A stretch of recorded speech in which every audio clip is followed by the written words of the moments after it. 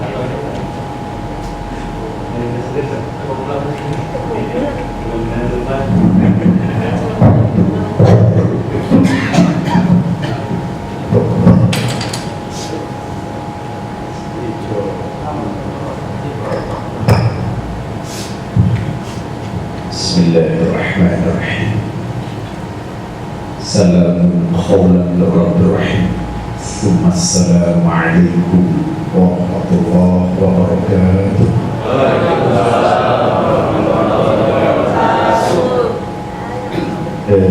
Jawaban salamnya seperti akhir bulan.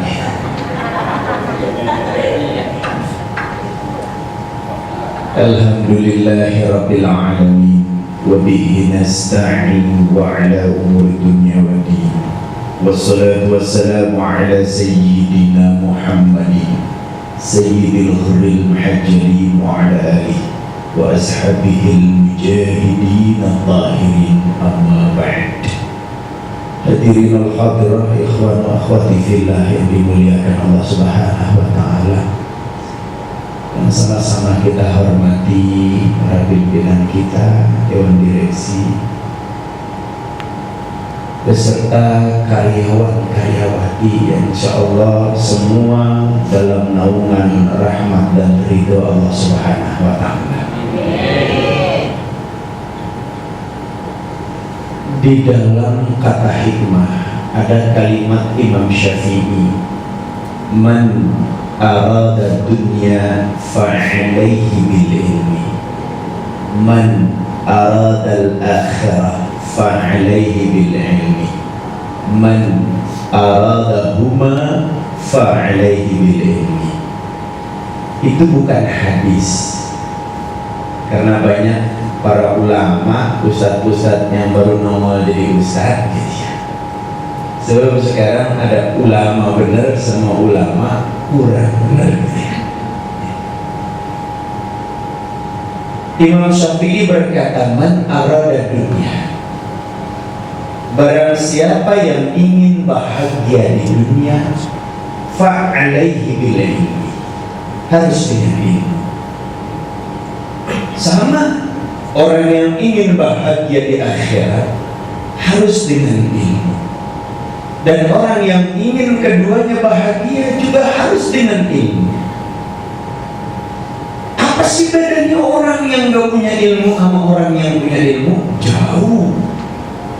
Insya Allah semua yang masuk di perusahaan ini pada punya ilmu, insya Allah. Walaupun dari tingkatan background pendidikan mungkin yang menyebabkan kita pada tahapan posisi berbeda-beda. Di luar daripada itu, benar Allah subhanahu wa ta'ala menyatakan, yarfa'illahu alladhina amanu minkum walladhina utul ilma darajat. Allah subhanahu wa ta'ala akan mengangkat orang-orang yang beriman dan orang-orang yang memiliki ilmu pengetahuan beberapa derajat di kalangan semua orang. Bayangkan orang yang berilmu dengan orang yang tidak berilmu. Di dunia hidup dua-duanya. Kita analogi, kita contohkan saja. Tukang batu pasti mencari batu di sungai, di gunung, dan dia mengerahkan tenaganya memecahkan batu. Bekerja dari pagi sampai sore dengan keringat yang bercucuran, dengan tenaga terkuras habis.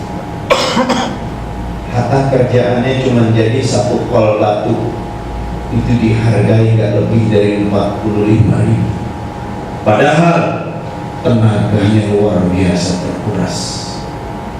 Waktunya digunakan sungguh teramat panjang. Lelahnya tak terhingga, yang menyebabkan tulang-tulangnya kegelimu setelah dia selesai bekerja. Kenapa? Karena mungkin ilmunya sedikit, hanya mampu dengan tenaga memecah batu. Tapi ada satu orang lagi yang kerjaannya juga nyari batu. batu ginjal. Dokter spesialis mencari batu ginjal membutuhkan ruang yang sungguh luar biasa, dingin, nyaman, tidak memerlukan waktu banyak. Setiap pasien yang masuk setelah selesai diagnosa dan berhak dapat operasi hanya membutuhkan waktu 15-20 menit. Dikeluarkan batu itu, keluar batu ginjal, diperlihatkan kepada pasien. Pasien senang, keluarga pasien senang karena berhasil batu ginjal dikeluarkan dari ginjal. Dan setelah itu dokter mendapatkan gaji 25 juta. Insya Allah. Bayangin tukang nyari batu di alam dengan tukang nyari batu dengan pendidikan ilmunya. Wajar kalau Allah katakan yarfa'illahu alladziina aamanu minkum. Yarfa', orang akan diangkat derajatnya oleh Allah Subhanahu wa taala yang beriman. Insyaallah kita semua yang hadir di sini beriman. Amin. Mana buktinya? Adik bayang. Orang jangan ngaku beriman. Kalau jadi anggota Gamatar, gerakan apa-apa entar, zuhur entar, asar entar, lama-lama ngeluh, sholat ngeluh, sholatnya kumpuli. Imam Syafi'i berkata, man arkahu mafa'alaihi ini. Dulu saya punya seorang kiai di Jakarta, namanya Kiai Haji Abdullah Syafi'i. Waktu saya SD, dia ngajarin. Ada rupanya syair dari Imam An-Nawawi Al-Bantani yang diubah jadi lagu. Dan lagu ini setiap orang pasti hafal. Memang dari kecil kita diajarin. Padahal ini lagu sesungguhnya hikmahnya luar biasa. Kita diperintahkan hidup dalam keseimbangan. Pasti hafal kalau saya buka syairnya. Ambil bulu sebatang, ku potong sama panjang, ku raut dan ku timbang dengan benang, ku jadikan layang-layang, bermain, bermain, bermain layang-layang, bermain, ku bawa ke tanah lapang, hati gembira dan Masya Allah, semuanya apa malu-malu. Itu malu SD gitu. Ya. Itu sesungguhnya gubahan syair dari siapa? Imam An-Nawawi Al-Bantani mengajarkan kepada muridnya tentang hidup keseimbangan. Ingat, orang yang membuat layang-layang membutuhkan logika yang cerdas. Dia harus menjadikan kanan kirinya seimbang. Sehingga apa? Sehingga layangan muluk. Kalau layangan muluk insya Allah naiknya gampang. Yang naikin beginian. Layangan muluk gak ada angin dikedet naik, ada angin didiemin naik sendiri. Coba kalau layangan singit. Ngerti singit? Udah gede begini ditarik muter, ada angin gede malah muter, nyentop lagi. Yang mainin setan layangan. Pasti upah. Artinya apa? Dibutuhkan hidup keseimbangan.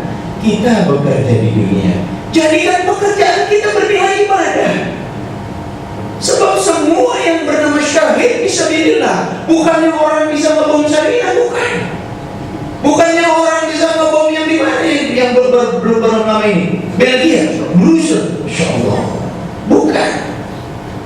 Mereka menyatakan bahwa ajaran agama Islam membolehkan hak bunuh. Ingat, di dalam kitab suci Al-Quran ada yang namanya asbabun nuzul. Sebab musabah ayat Allah turun. Ketika Allah membicarakan tentang hukum perang, jelas di sana berlaku perang fisik. Maka setiap individu, golongan, negara, apapun namanya, ketika terjadi perang berhak dia bela. Terutama Indonesia, kalau nanti terjadi perang di antara kita, wajib bela negara.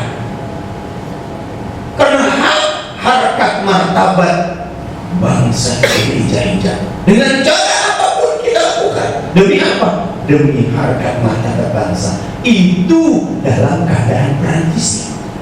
Loh, pertanyaannya,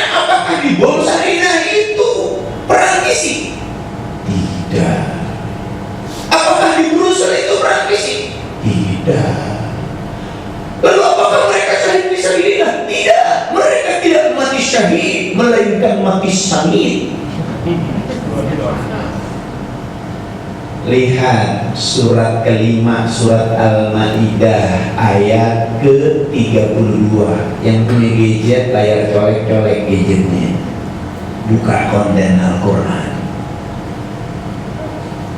Di sana Allah katakan, barang siapa manusia membunuh manusia dengan tanpa sebab, maka dia sama seperti membunuh seluruh manusia di atas muka bumi ini. Masya Allah. Berarti yang di Sarinah, dia sama seperti membunuh harkat kemanusiaan manusia. Karena apa? Membunuh tanpa sebab. Yang di Gurusel sama membunuh tanpa sebab. Ini pentingnya ngaji. Biasanya kalau orang ngaji kan berantemnya di gadget, kalau nggak di jaring sosial. Ada info uang kata juga apa, di share lagi, padahal itu sesat. Mau share juga sesat juga nggak apa-apa dah. Memang pengetahuan cuma sampai di gadget. Padahal Allah mengajarkan. Maka orang-orang yang beriman, orang-orang yang percaya dirinya akan sukses, dia tidak akan meninggalkan Al-Quran. Dia tidak akan mengabaikan perintah-perintah salat. Dia tidak akan mengabaikan apa yang Allah perintahkan dalam Al-Quran. Cukup kita buka firman Allah.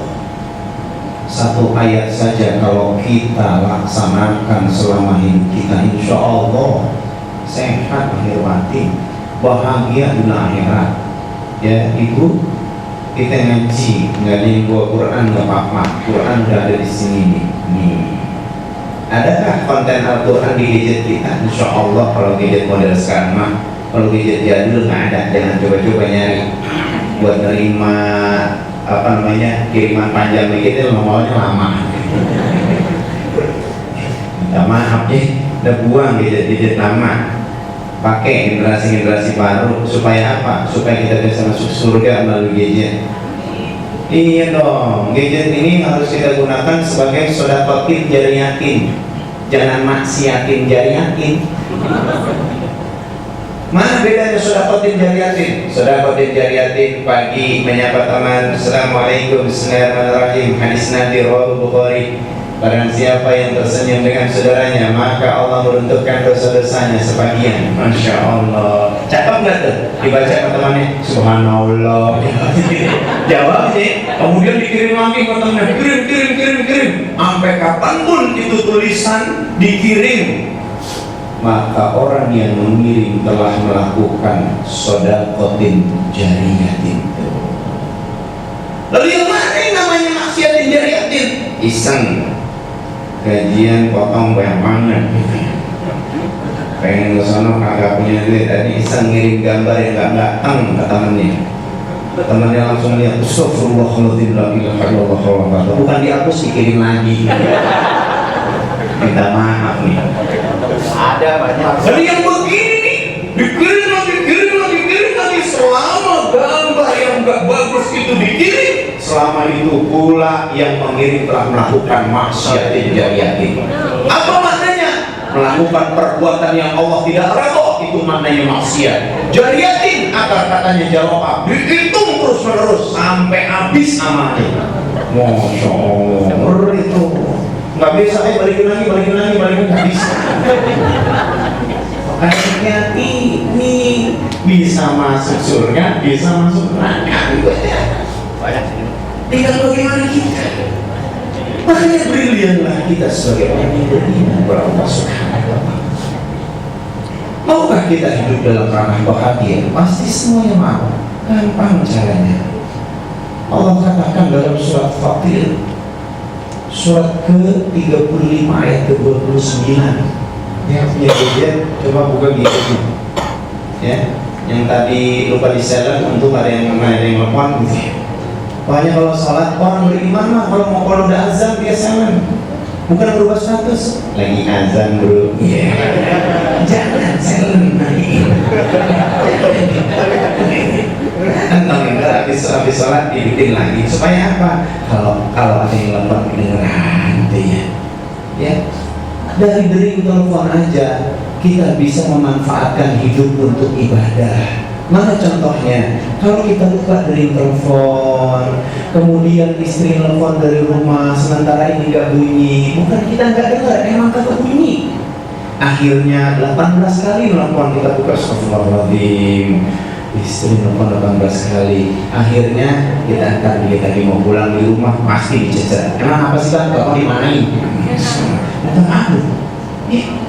Kita buat ibadah ini, orang yang cerdas akan menjadikan seluruhnya untuk ibadah. Maka untuk mengambil satu langkah kebahagiaan dunia dan akhirat jelas syaratnya cuma 3, nggak usah banyak-banyak.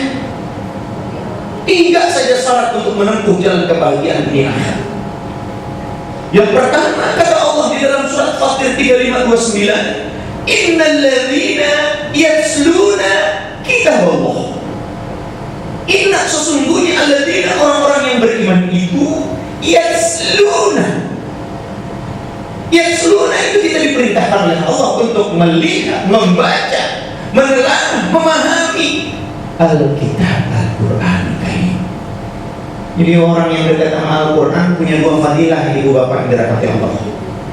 Fadilah pertama kata Rasulullah dalam satu hadis rawahu Abu Hurairah, di dunianya orang yang sering, kata Rasulullah, di dunia kaumku, umatku yang sering baca Quran, maka perkara urusan kesusahan hidupnya akan direnda menjadi lebih baik. Jadi di hidup kita saja, umpama hidup kita jelas mungkin banyak utang, itu untuk menyelesaikannya banyak ngaji. Jangan kedukun. Dukun bukan kita bikin, bukan bikin kita pinter, malah kita didengerin. Oh maaf, nggak ada itu orang pinter, nggak ada. Justru dia bukan orang pinter karena ngakal-ngakalin yang gitu-gitu. Nggak ada itu Ustaz yang bisa melihat kegaiban, nggak ada. Nggak ada itu Ustaz yang bisa masukin jin dalam botol, nggak ada. Jinnya tertawa. Maaf. Artinya apa? Artinya yatsluna kitab Allah. Mari sama-sama kita buka. Makna yatslun itu kontinu, terus menerus. Kita diperintahkan oleh Allah tiap saat, tiap waktu, tiap hari. Jangan tidak pernah baca Quran tiap hari. Kalau memang seharian kita sibuk, wayadur wayatitat, orang Betawi bilang. Wayadur itu berangkat pagi, wayatitat pulang pagi, pulang bermalam, berangkat gelap, pulang gelap. Kan orang dulu nggak ada begitu. Orang dulu berangkatnya jam 8, pulang jam 4:30, udah sampai rumah, ngobrol sama anak, udah sempat ke masjid, Masya Allah. Orang dulu biar kata bukan pejabat, tapi rumahnya gede, halamannya luas. Orang dulu, orang sekarang manajer, Masya Allah, ngontrak. Orang sekarang udah gitu waktunya sampai bener. Waktu assalamualaikum udah berangkat kerja.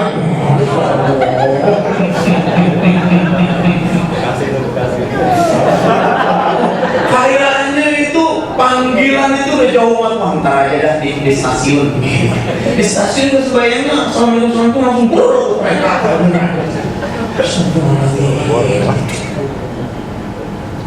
Saya merasakan jadi orang dulu. Orang dulu itu sholatnya boleh dilanggar. Karena dulu namanya langgar. Sekarang musola. Pulang subuh dari langgar, zikiran, segala macam, salaman-salaman. Kemudian pulang ke rumah, sempat nyapu enak tuh. Dari halaman depan belakang sampai capek, keringat ngacor tuh. Daun belimbing, daun mangga, daun rambutan pada jatuh, selebarnya kita sapu. Bapak kita bukan pegawai tinggi anak, cuman kerjanya di departemen pertanian, ngorein kebun. Di belakang rumah ada tanah 10.000 meter punya orang, babenya maculin. Tapi tanah luas, halaman masih gede. Sekarang coba keluar rumah kejeblut motor karena emang jalan menempel sama di depan pintu. Artinya mana keberkahan? Keberkahan orang sekarang sudah susah karena apa? Sama Al-Quran jauh. Coba lihat dulu, sweet memories never die. Kita mengenang kenangan yang lalu-lalu aja. Di mana di sana Indonesia rasanya enak banget. Nggak pernah ada bensin naik. Emang kalau punya motor, nggak mikirin. Ingat, minta maaf, orang kaya zaman dulu itu di tahun-tahun 60, 70, 75, 80 di pinggiran kota Jakarta itu orang paling kaya punya patroma, paling kaya. Di bawah patroma ada yang namanya lampu gembreng yang ada tutupnya, yang digantungin semprongnya gedean. Di bawah lampu gembreng ada lampu sentir yang nempel di mana, yang asapnya hitam bener. Orang yang lampu sentir tuh bedanya lampu gembreng sama lampu sentir. Lampu gembreng nggak ada gambarnya. Kalau lampu sentir bundaran belakangnya ada Mona Lisa. Ada Mona Lisa lagi dulu. Berubah warnanya biru telur. Rasin deh. Pengalaman punya masih even. Tuh. Kemudian ada orang keluarga dibilang miskin enggak, tapi luar biasa agamanya. Dia nggak punya patroma, nggak punya gembreng, nggak punya sentir, disuruh anaknya lari ke kebun-kebun, nyari bekas kaleng susu, bolongin tengahnya, kos oblong babanya disobek buat sumbu. Di jalan itu dinyalain, taruh di tikar, udah asapnya kemana-mana, tapi ngaji. Setiap berganti hari, waktu maghrib mereka semua ngaji, makanya berkah hidupnya. Lihat hewan yang berkah hidupnya apa? Ayam. Sebelum baca talbiyah, Assalamualaikum wassalamu alaikum, itu ayam udah kukuruyuk semua. Kukuruyuk. Itu Imam Syafi'i bilang sebetulnya ayam itu bilang Ashkurullah, bersyukurlah kita kepada Allah. Kita makan terbaik. Kalau itu asing, makin ingin semua. Yang baca talbiyah sallallahu alaihi wasallam dinari, maksudnya sekarang banyak ribut. Mohon maaf, Indonesia paling enak. Saya dakwah ke Singapura, ke Hong Kong itu kalau bangun jam 2:30 itu kedengeran azan talbiyah, kedengeran. Nungguin di mana? Kali ada masjid yang kedengeran? Kagak. Sampai jam 6 pagi nggak kedengeran. Coba kita di Indonesia, lari kita ke Makassar, lari kita ke Padang, lari kita ke Papua, lari kita bangun 3:30, tersayip saut kedengeran orang membaca talbiyah. Alhamdulillahilladzi, masya Allah, inilah Indonesia.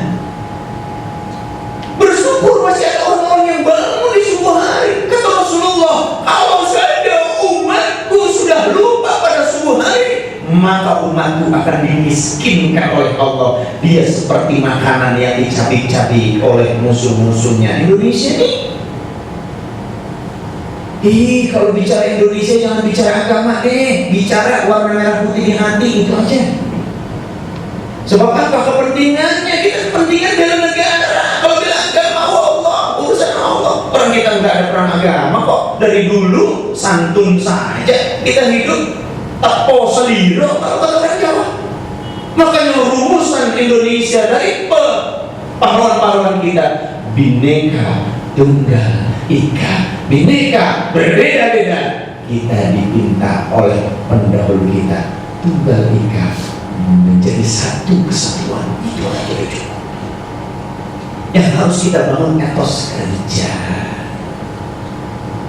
Kalau memang Bakti Bayangkara ini ingin lebih dari kompetitor yang ada, etos kerja banget. Jangan etos kerja waktu gajian doang, etos kerja gajian. Gila udah tanggal tuh kan, semangat pintu mana? Dari pintu kantor itu susah. Romana statusnya udah ada semangat nih. Ya, memble semua kuning, memble. Padahal alhamdulillah gaji udah 10 koma. Ini setiap tanggal 10 udah koma. Jangan tanggal 10 Ustaz.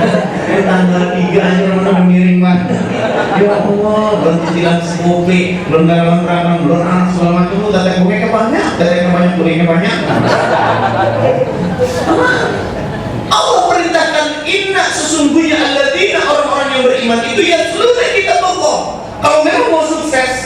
kita mengaku beriman, dekati Al-Quran. Ingat, kalau kita buka kamus bahasa Arab, itu yang sulun itu maknanya bukan cuma membaca. Yang sulun itu maknanya membawa, memegang, membuka, melihat. Melihat saja maknanya sulun. Jadi andai kata di sini ada orang yang nggak bisa baca Quran, nggak apa-apa mas, nggak apa-apa kok. Buka Quran lu ngototin aja. Sambil mikir nih tulisan apa begini semua. Nggak apa-apa. Mau ngelihat Al-Quran itu maknanya ada daripada ngelihat yang ada. Allah. Karena maknanya kan Allah tidak gunakan kata ikra. Betul? Allah tidak gunakan kata ikra. Kalau Allah gunakan innal ladzina yaqra'ul Qur'an artinya spesifik. Barang siapa yang mampu membaca. Allah menggunakan kata yasun. Barang siapa yang mampu membawa, memegang, membuka, melihat. Syukur kalau bisa baca. Masya Allah, hebat Allah menggunakan kata khazanah, poket pengetahuan. Memang Allah maha mengetahui kelemahan makhluknya. Allah tidak memaksa kita, tapi belajarlah untuk bisa. Jangan katakan kita tidak bisa. Jangan banyak keluhan. Karena kata Allah, la khaufun alaihim wa lahum yahzanun. Orang beriman itu la khaufun, tidak pernah takut. Alaihim, atas diri mereka, wa lahum yahzanun, dan tidak pernah sedih. Orang beriman, Masya Allah, memang hidupnya dalam kepastian. Kepastian apa? Mati. Makanya kata Rasulullah, sungguh beruntung orang beriman kepada Allah. Orang yang beriman yang terbaik adalah mereka yang selalu mengingat akan kematian. Bukan pengen mati, bukan, tapi mempersiapkan bahwa yang namanya kematian di sana sebetulnya awal kehidupan yang hakiki. Kematian. Mana awal kehidupan yang hakiki? Tidak ada sukaratul maut. Kalau udah sukaratul maut, maaf, itu nggak bicara lagi tentang harta segala macam. Kan kita sering doain ya Allah, biarin dia Anda husnul khatimah. Husnul khatimah gampang nyebutnya, biar husnul khatimah. Sekarang pertanyaan, apa orang lagi sujud husnul khatimah? Mati lagi sujud? Belum tentu. Orang lagi zikir husnul khatimah? Belum tentu. Orang lagi tidur tenang husnul khatimah? Belum tentu. Yang disebut husnul khatimah itu kita mempersiapkan diri apapun kejadian dari Allah dan ketentuan kita ridho. Kalau kita sudah ridho, Allah pasti ridho. Mana ayatnya? Ya ayyatuhan nafsul mutmainnah irji'i ila rabbik radiyatan mardiyah. Itu ada dua kata, ada si radiyah, ada si mardiyah. Harus ada dua Kak, Bu, harus ada dua, harus ada rodiyah, harus ada mardiyah, baru husnul khotimah. Tapi jangan usah ngajarin. Enggak. Rodiyah itu maknanya kita itu ridho. Diberikan hak hidup, isi waktu kita untuk bisa mencari ridho, dan kita ridho dengan ketentuan Allah. Apa makna ridho? Ikhlas. Susah ilmu ikhlas nih. Di kantor ini aja ada, ya. Orang mau masuk kuliah psikologi di bawah gue udah 18 tahun di sini ada.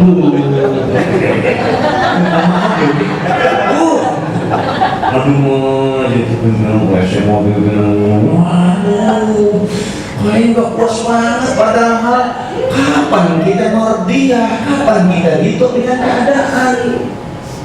Kan kita nggak pernah tahu matinya kapan. Kita lagi di rumah, mau siapa pimpinan mati.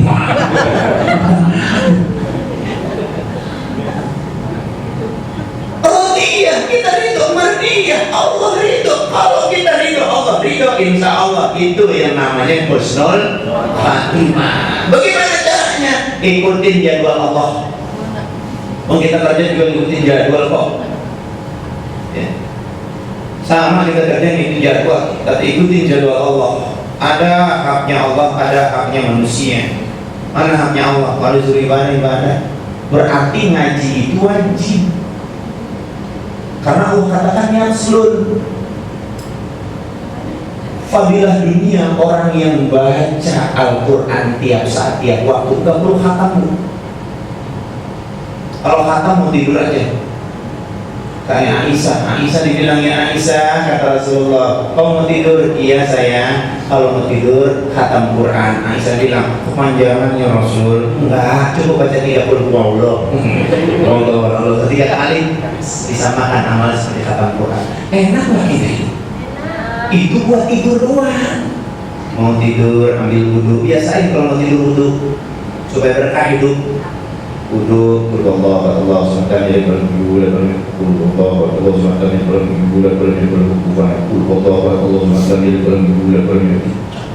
Kurang sebelum falak, kurang sebelum binas. Bismika Allahumma ya bismika amun, selesai. Lakukan, jangan diingat. Ini tidur di kasur, lipat sana, lipat sini, lipat sini, agak bisa tidur merubah status, nggak bisa bobok jin.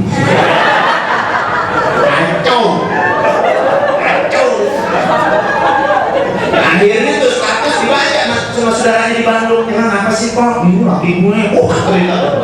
Habis 3 jam di kasur beli Pak, angkat kaki juga mencang-mencang. Aku pantang. Minta maaf nih. Mau berkah enggak? Mau berkah enggak? Nih orang yang mau tidur main HP aja sampai tengah malam sampai pagi itu berdoa malaikat. Malaikat setiap 72 detik, malaikatul maut setiap 72 detik melintasi di kita tuh. Mungkin dia minta, loh dia ngapa panggil? Suruh ngapa gue manggil dia? Emang sih kalau belum waktunya belum, tapi ingat, siapkan diri kita. Orang cerdas loh.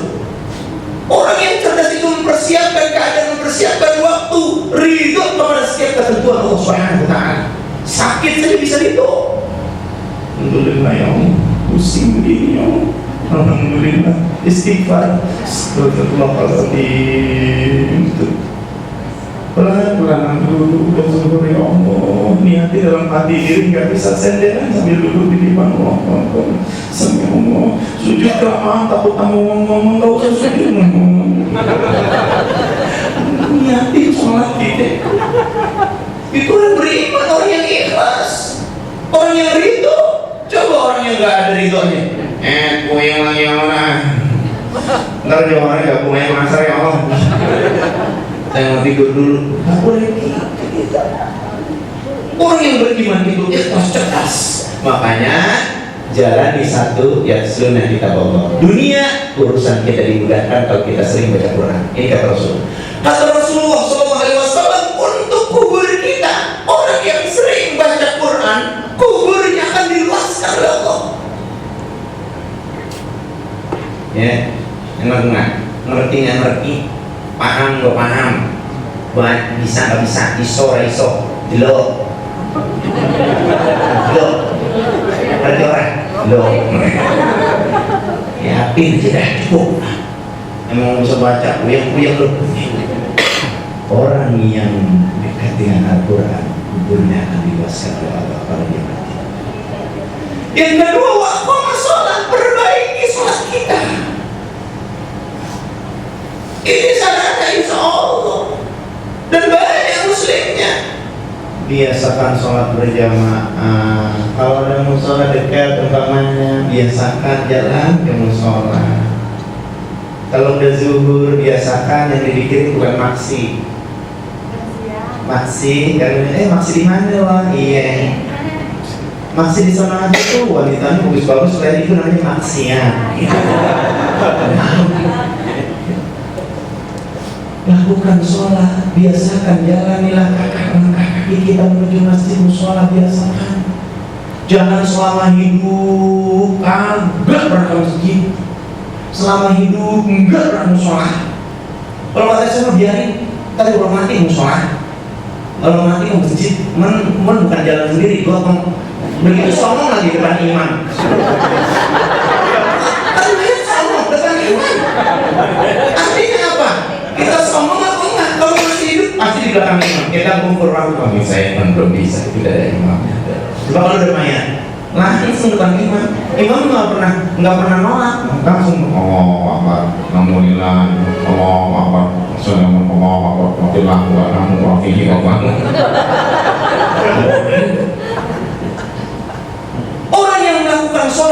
memperbaiki sholat ya tadi nih. Yang udah jangan pakai nanya-nanya besok-besok.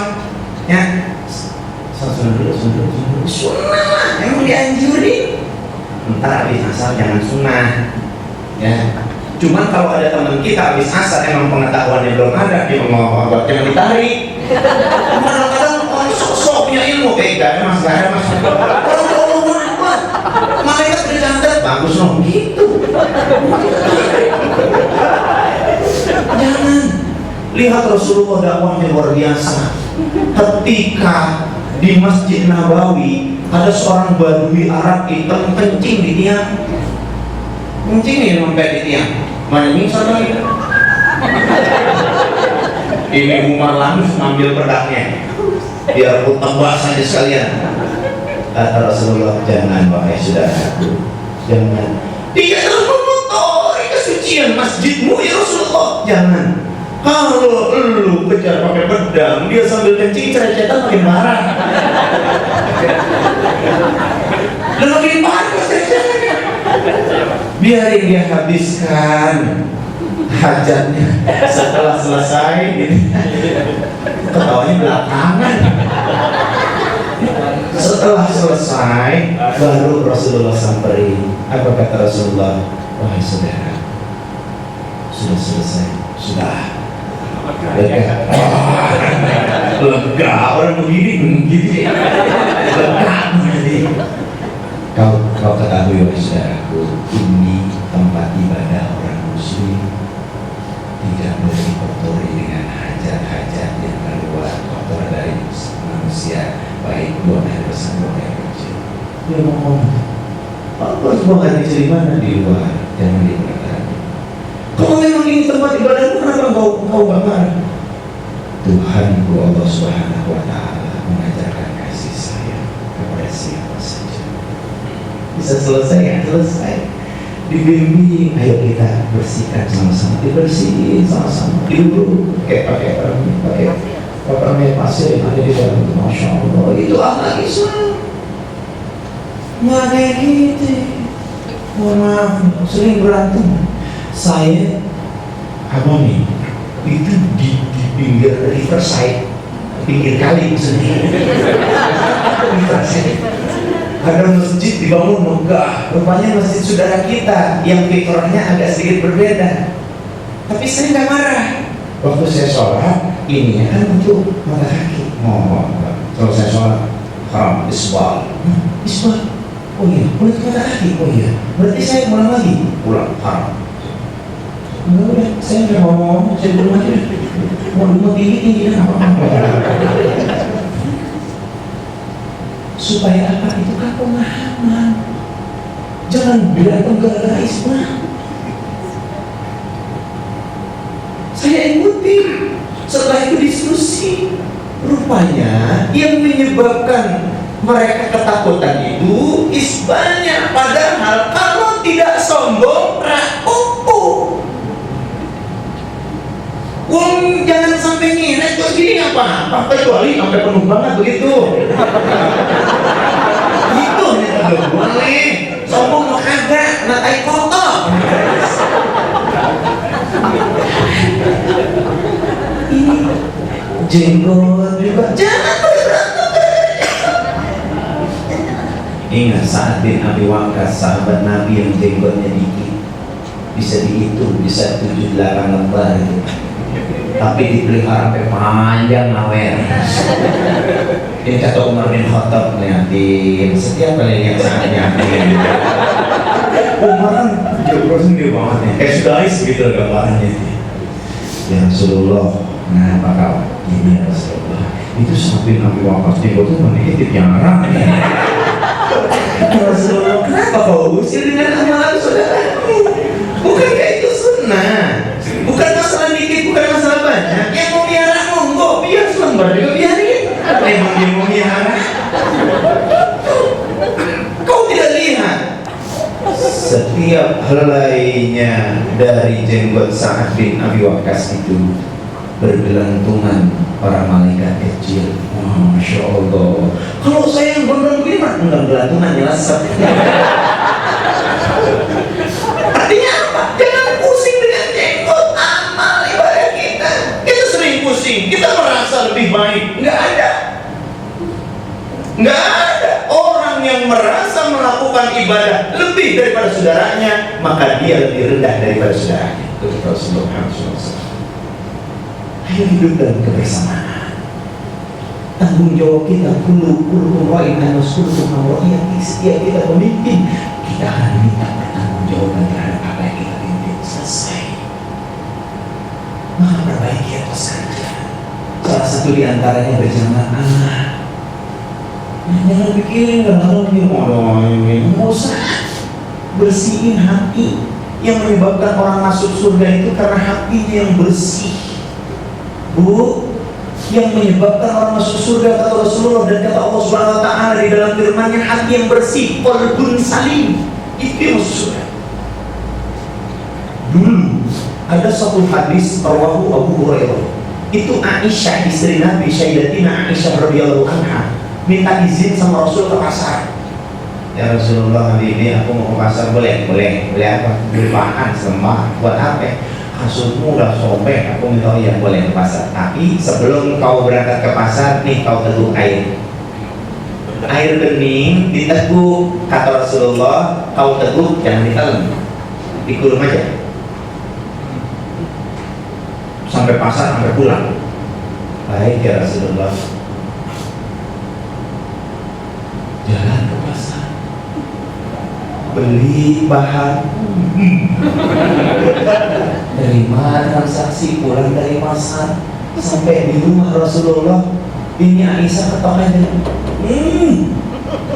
Waalaikumsalam. Udah pulang sayang. Rasulullah bawa mangkuk. Coba kau lepehin apa yang kau kulitkan. Dilepehin sama Aisyah. Warnanya tidak bening lagi, melainkan keruh seperti darah kental. Rasulullah bertanya, ya Aisyah, adakah hatimu menilai seseorang dengan tidak baik di jalan? Sepanjang perjalanan ke pasar tidak ada, wahai Rasul saya. Tapi ketika pulang di pertengahan jalan, aku melihat ada orang gemuk, pincang, gak pakai tongkat. Dalam hati ngomong, pakai tongkat si karangan. Hatinya yang ngomong, hatinya mengeluarkan apa yang namanya penyakit, membuat warna air. Itu gambaran betapa susahnya mendidik jiwa kalau hati keruh. Bekerja saja, nilainya lillah karena Allah. Melakukan aktivitas, lakukan saja. Wakillah bersama Allah. Tujuannya hanya dapat ridho Allah. Harta yang kita dapat berapa sekian itu hanya urusan dunia. Gak ada urusan. Syukur yang kita dapat ini kita bisa belanjakan di jalan Allah yang menyebabkan kita berkah di dunia. Syukur karena apa? Item ketiga setelah kita disuruh oleh Allah perintah membaca Quran supaya kita lebih baik hidupnya. Kedua, diperintahkan perbaiki sholat kita yang wajib maupun yang sunnah. Jangan ditinggalkan yang sunnah. Karena fadilah orang yang sholat diperbaiki di dunia, hatinya dibuat terang. Di kuburan, kuburnya diterangi.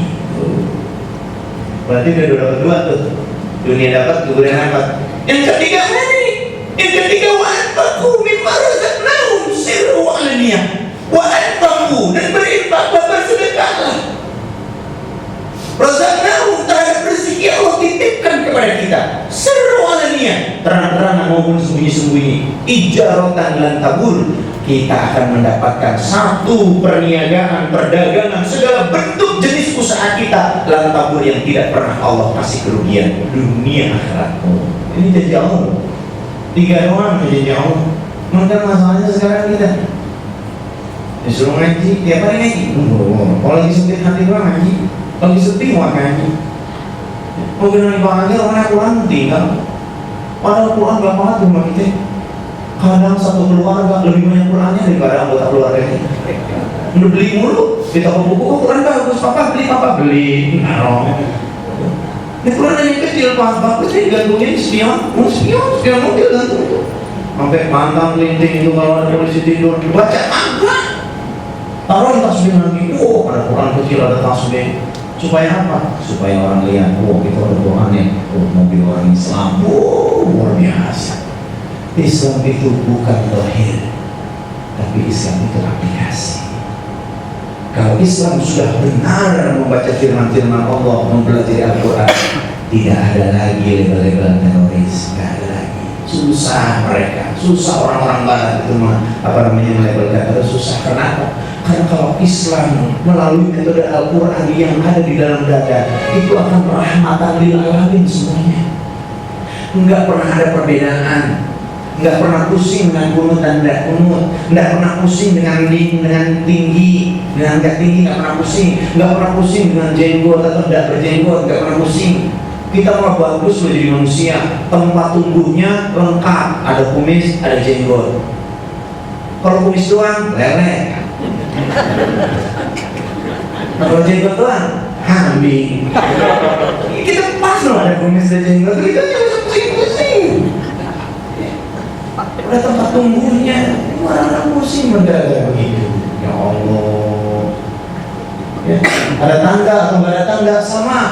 Yuk kita samakan persepsi, muliakan hidup kita. Apalagi di asuransi, saya sering banyak pertanyaan tentang asuransi dari jemaah. Ustaz, asuransi itu haram apa enggak? Enggak gitu.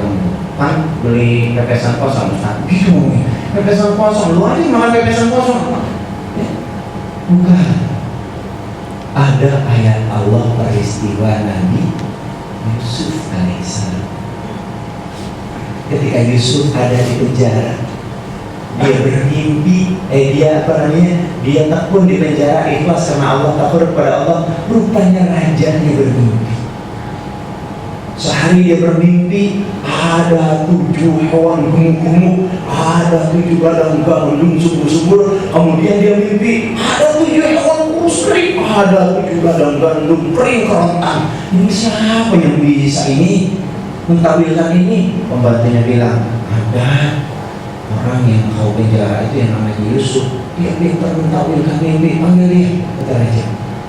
Apa kata Yusuf? Yusuf dipanggil, Tuan Raja, aku minta maaf, aku mentakwilkan agar ketika masa panen, masa jaya, simpanlah untuk kedatangan masa paceklik yang panjang. 7 tahun masa paceklik yang panjang bisa tertutup oleh apa yang kita miliki hari ini. Kau benar bicara seperti itu kan? Aku mendapat ilham dari Allah SWT. Akhirnya diikuti tuh. Apa bedanya dengan asuransi? Loh, kalau asuransi kan kita safety. Buat apa? Buat anak. Buat apa? Buat urusan kerja. Buat apa? Buat urusan kita. Kita kan gak pernah tahu. Nah ini harus disosialisasikan. Bila perlu ayatnya tulis gede-gede di depan kantor. Biar orang yang underestimate, oh ada ayat ini. Atau brosurnya tulis kisah Nabi Yusuf di penjara. Jelas itu. 10 tahun yang lalu saya ada di Bumi Putra membicarakan tentang ini. Banyak pertanyaan dari kaum-kaum yang merasa Islam benar gitu. Ada Islam benar? Enggak ada. Yang ada, mari kita jalan untuk membenarkan jiwa karena Islam. Enggak ada Islam paling benar, enggak ada. Apa Islam paling benar ini ada tatanya? Enggak ada. Kalau ada tangganya, solid lebih 6. Tapi ada yang ada, bersyukurlah mungkin ya ahli ada. Itu aja udah selesai. Mulai orang yang korupsi mulu, itu belum tentu. Enggak jaminan. Insya Allah, ya Allah. Sudah, serahkan urusan kita untuk memotivasi diri kita. Bagaimana caranya agar kita bahagia dunia akhirat? Ingat surat Fatir, surat 35 ayat 29. Jangan jauhi Al-Quran kalau kita memang beriman kepada Allah SWT. Jangan jauhi. Perbaiki sholat kita, terutama sholat duha dan qiyamul lail. Perbaiki. Udah tua, sekarang gak ada yang 17 kan sih? Gak ada 20 tahun ke atas, 30 tahun ke atas ya. Kalau udah 30 tahun ke atas, jangan tinggalin qiyamul lail. Sholat malam minimal seminggu sekali, minimal. Jangan sampai kagak banget. Insya Allah yang belum dapat jodoh, ada jodohnya. Wanita yang belum dapat jodoh, Allah turunin jodohnya laki. Belum tahu. Laki-laki yang belum dapat jodoh, sering yang mulai Allah turunin jodohnya perempuan. Oh iya loh. Pokoknya kalau minta jodoh ya Allah turunkan jodoh. Ya Allah jodohnya, wah amin amin aja dong.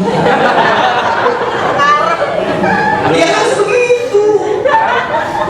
Doa yang paling ijabah itu qiyamul lail. Di sepertiga malam yang akhir, saya minta jodoh itu di sepertiga malam yang akhir. Umur 24,5 tinggal setengah lagi. Maksudnya 25 setengah lagi. Waktu semester 4 saya sering qiyamul lail di dinding Kiai almarhum mantan Menteri Agama di era Soekarno. Di dinding apa minta nak? Saya minta qiyamul lail 40 hari 40 malam jangan ditinggal. Kiai ngomong tiap hari itu dinding dicoret 1, 2, 3, 4, 5 ya. Kalau udah 40 ya Allah sudah 40 hari ini ngerjain qiyamul lail, kapan turunnya? Diturunin, Masya Allah, perempuan.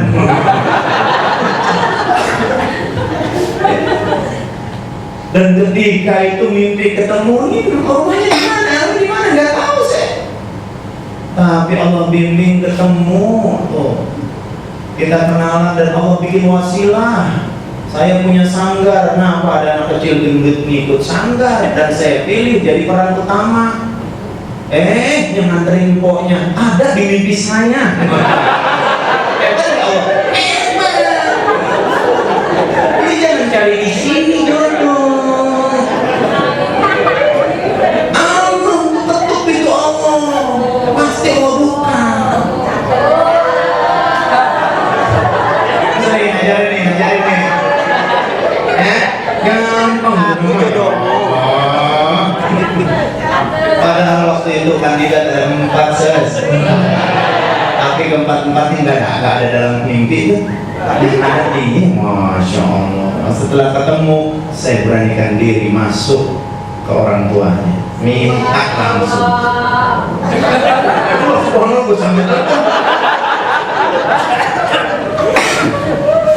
Minta langsung.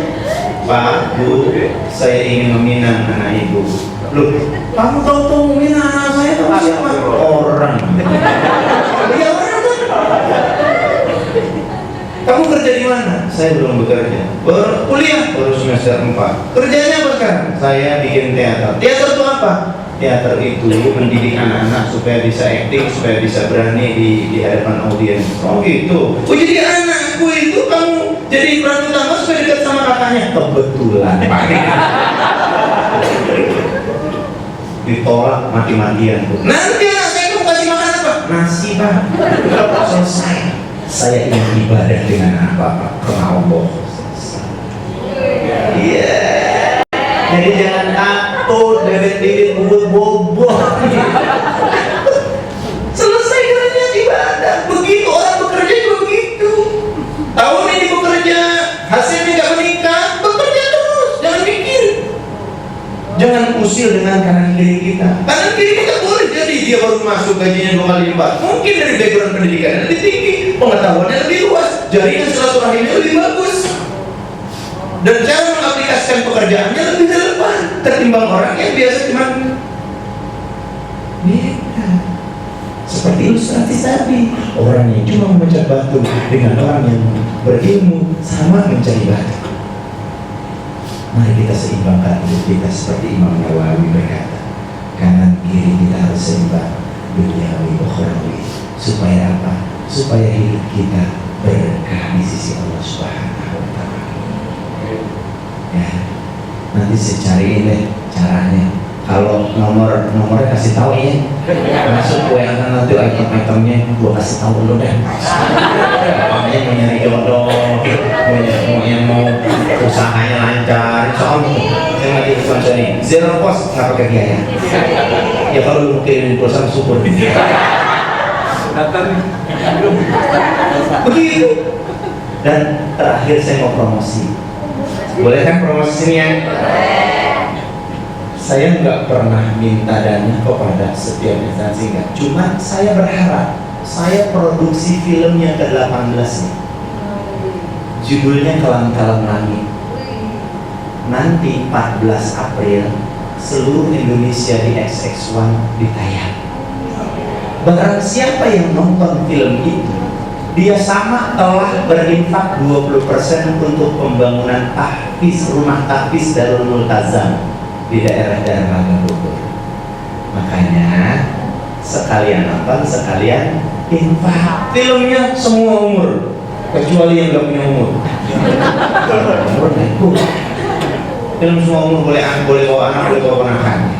Insyaallah ini menceritakan, film ini menceritakan tentang pejuang-pejuang para penghafal Quran dengan medan konfliknya. Latar belakang film ini kita ambil Lombok, daerah Lombok. Kita jual pariwisata Lomboknya luar biasa. Bisa kembangkan di sini, bisa kembangkan ke sana. Insyaallah. Demikian, saya minta maaf. Terus saya minta doa. Santri saya lagi bersakit. Yang satu kemarin dipanggil sama Allah SWT. Usianya 14 tahun, 22 juz sudah hafal Quran. Sebelum dia meninggal, dia baca surat Ar-Rahman 1-10. Terus dia bisikin ke telinga saya, gurunya, Abi, saya nitip mama tinggal sendiri, tolong beliin mesin cuci 5 buah supaya dia punya usaha nyuci, jangan dia nyuci di orang. Saya pulangin ke daerah Cibitung, Bekasi, ke pasar, rumahnya ibunya kuli nyuci. Akhirnya ibunya bilang sambil meneteskan air mata, Ustaz, saya serahkan adiknya 2 orang lagi di Ustaz aja. Biar ini tabungan saya. Insya Allah. Sedih kita lihat itu ya. Makanya saya bangun pondok itu untuk yatim dan duafa yang tidak punya biaya, kita sekolahkan sampai S1 gratis. Siapa aja yang nggak punya biaya, ingat saya hanya ngurus anak yatimnya, emaknya ogah. Sampai ngurus anaknya, kebanyakan. Emaknya jemput kita kirimin duit aja, jauh gitu ya nomor rekeningnya. Artinya apa? 3 hal. Baca Quran yang ditinggal. Kira-kira kita mau janji sama Allah nggak? Janji sama Allah nggak? Kita pengen hidup kita bahagia, Quran yang ditinggal. Kemudian kedua, kita pengen hidup kita bahagia dunia akhirat, sholat benerin. Jangan dilama-lamain sembahyang mah. Kalau nonton kayak tancap, kalau nonton hiburan rajin bener. Bilang sholat Masya Allah, apalagi ibu-ibu orang kompol, isanya 5. Sama tuh jangan berantem nih suami istri pengen ketemu. Isa ya Isa dulu. Jangan, ntar Isa kan bisa masih waktunya lama. Iya waktunya lama, umur lu belum tentu. Apa tahu kita lagi di mall dikontroli. Gitu. Yang ketiga, sedekah infak, biasain jadiin wajib buat pribadi. Karena orang yang infak, dunianya Allah tambah kekayaan, kuburannya dijadikan teman-teman pendamping untuk infak sedekah kita. Insyaallah senang di kuburan, senang. Udah luas tuh kuburan, udah terang tuh kuburan, sedekah terus temannya banyak. Makanya kalau sedekah yang banyak, yang sedekah di udah 1000 lecek lagi.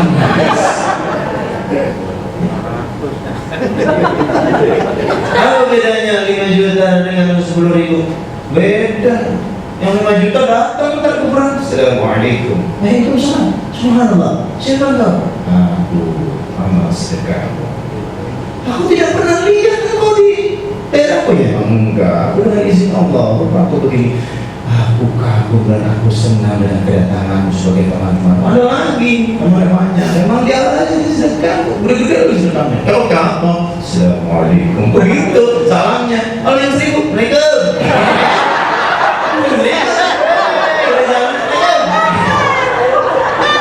Siapa lu? Reko nih. Mulai melakon. Minta maaf nih, minta maaf. Hurufnya kurang lagi. Iya. Turunnya udah pada geseng. Allah, ya Allah. Ayo. Jangan lupa penghasilan kita ada 2,5%. Lawan ini Bisikan iblis kawan. Kan iblis jangan aman. Padahal kata Allah di dalam ayatnya, orang yang bersedekah lebih baik itu kepada keluarganya. Ada ponakannya, ada adiknya, ada segala macamnya, baik. Ya Allah, biarin dia datang tiap hari. Kita udah paham dah. Assalamualaikum. Salamnya juga kalau mungkin adik kita, kalau lagi abang kita punya saudara kita yang lagi kekurangan, kita salamnya nggak mungkin kenceng. Mereka bang. Assalamualaikum. Dari salam ketahuan profesi orang. Mana dari salam ketahuan profesi orang. Coba lihat teman-teman ini.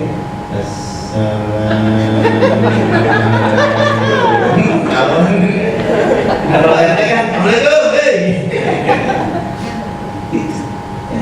perbaiki amal sedekah kita, karena amal sedekah kita bikin kita kaya dunia dan bisa kita jadikan teman di kuburan kita.